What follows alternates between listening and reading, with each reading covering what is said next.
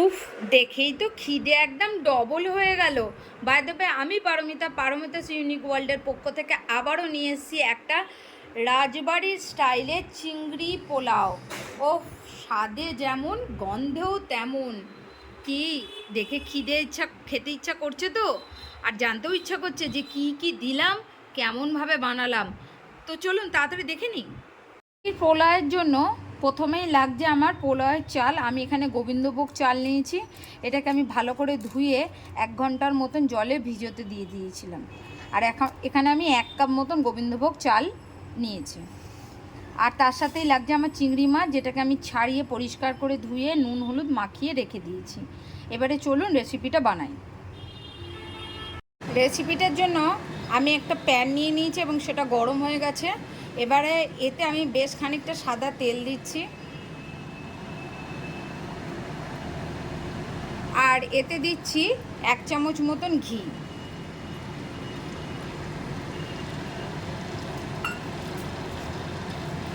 তেলটা আমার গরম হয়ে গেছে। এরপরে আমি দিচ্ছি একটা তেজপাতা আর কিছু গোটা গরম মশলা।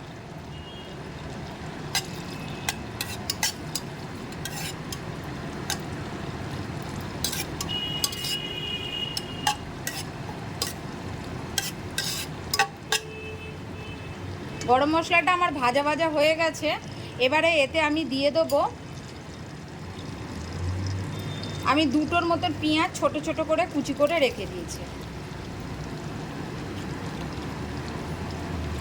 পেঁয়াজগুলোকে আমি বেশ ভালো করে ভেজে নেব।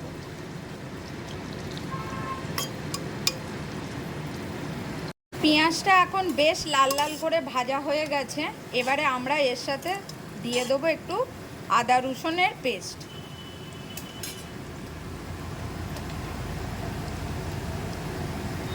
এক চামচ মতন আদা রসুনের পেস্ট আমি দিচ্ছি, দিয়ে এটাকে ভালো করে কষিয়ে নেব।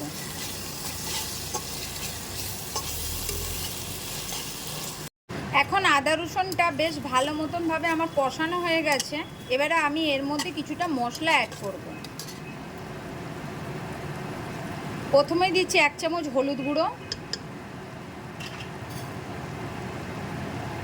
1 চামচ কাশ্মীরি লঙ্কার গুঁড়ো,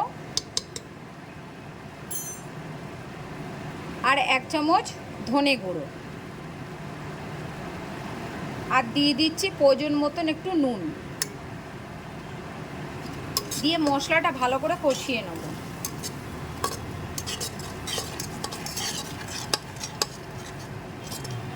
আমি অল্প এতে একটু জল দিচ্ছি যাতে মশলাটা ভালো করে কষে যায়।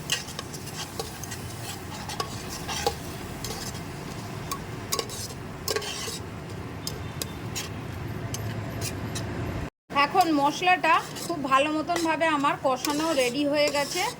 এরপরে আমি যে চিংড়ি মাছগুলো নিয়েছিলাম নুন হলুদ মাখানো, সেগুলো কিন্তু এর মধ্যে দিয়ে দেবো। দিয়ে এগুলোকে কিন্তু ভালো মতনভাবে কষাবো। চিংড়ি মাছ খুব বেশি কষানোর দরকার পড়ে না, এই মাছটা খুব তাড়াতাড়ি হয়ে যায়। সেই জন্য অল্প একটু কষেই এর মধ্যে আমরা চালগুলো অ্যাড করে দেবো।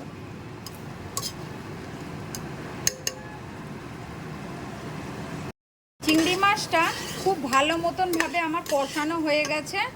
এবারে আমরা দিয়ে দেবো গোবিন্দভোগ চালটা, যেটা আমি 1 ঘন্টা জলের মধ্যে ভিজিয়ে রেখে দিয়েছিলাম।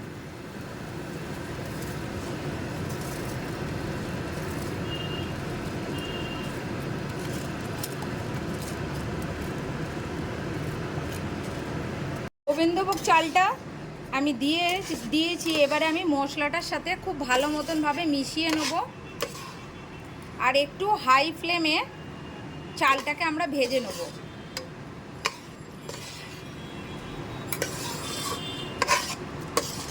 যাতে চালের মধ্যে পুরো মশলাটা মিশে যায়।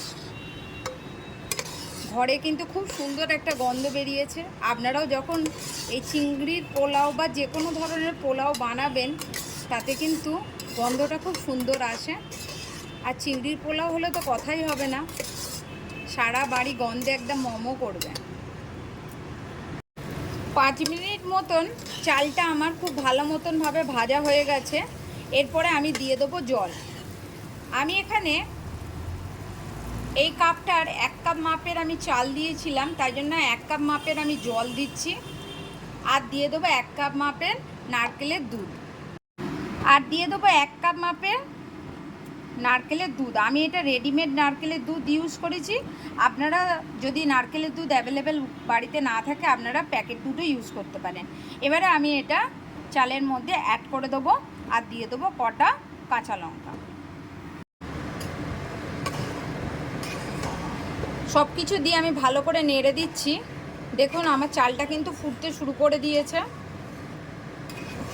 তবে ভাতের সাথে জলের অনুপাতটা কিন্তু একটু বুঝে দেবেন।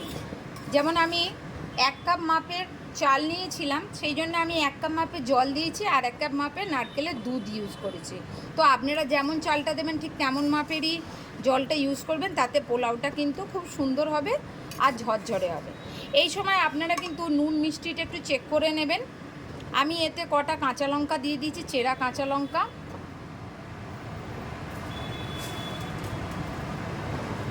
আর দিয়ে দিচ্ছি কিছুটা চিনি, কারণ পোলাও একটু মিষ্টি মিষ্টিই ভালো লাগে। এরম সময় আমরা চালটাকে দমে রেখে দেবো। 10 মিনিট মতন আমার দমে রাখা হয়ে গেছে। এবারে আমি পোলাওটা দেখব। আমার কিন্তু পোলাওটা একদম রেডি হয়ে গেছে, কারণ নিচে আর একদম জল নেই। এবারে পোলাওটা যত বেশি ঠান্ডা হবে তত কিন্তু পোলাওটা ঝরঝরে হয়ে যাবে।